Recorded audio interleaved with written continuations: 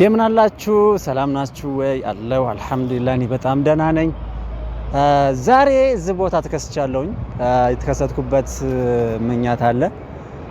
የዛሬ 2 አመት ኦልሞስት 2014 መጨረሻ አካባቢ አፍተር ግራጁዌሽን ማለት ይቻላል ከባድ የሆነ ማአት ቻሌንጅ መጣብኝ ታይም ነበርና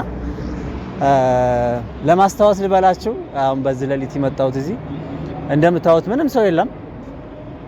ያው ሚሞራይዝ ላድርግ ብዬ ነውና ምን ልላችሁ ነው፣ በጣም ከባድ ፈተና ነበር የደረሰብኝ። የምሬን ነው የምላችሁ። አፍተር ግራጁዌሽን ቀላል አይደለም ህይወት፣ የምሬን ነው፣ በጣም ቀላል አልነበረም። እና እዛ አሳልፍ ነበርና ለመጀመሪያ የስራ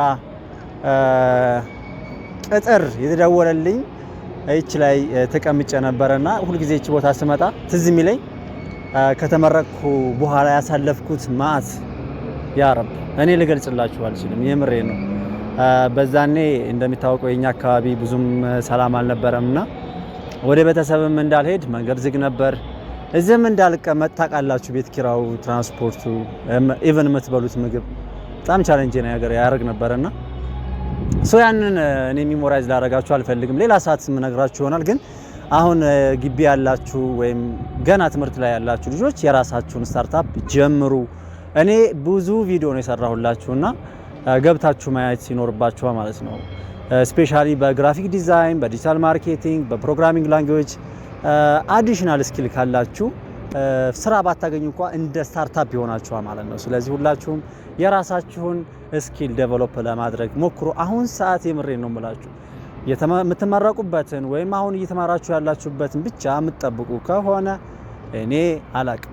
ተመርቃችሁ ስትወጡ እንደዛ አይደለም እውነቱ። እና ምን ልላችሁ ነው፣ የራሳችሁን ስታርታፕ ጀምሩ። ትምህርቶችን አዲሽናል ተማሩ።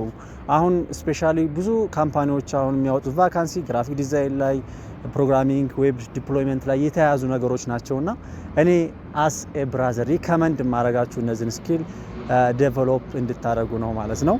ወዳችኋለሁ። መልካም ምሽት እመኝላችኋለሁ።